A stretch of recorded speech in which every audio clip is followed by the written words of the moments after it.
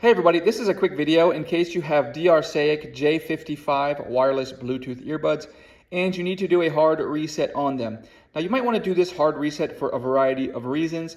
If the earbuds will not connect to Bluetooth or will not connect to your device, or they won't sync, or if you're only getting sound out of the left ear or the right ear, or you're having any other issues with these headphones not working, then a hard reset is a good troubleshooting step and it's very easy to do. The first thing to do is to go to whatever device you had them paired with and turn the Bluetooth off, and then make sure that they forget this device. The device forgets these earbuds. After that, you can go ahead and put the earbuds in the case and close the lid. Once they've been in the lid, you want to leave them in the lid with the case closed for at least 20 seconds.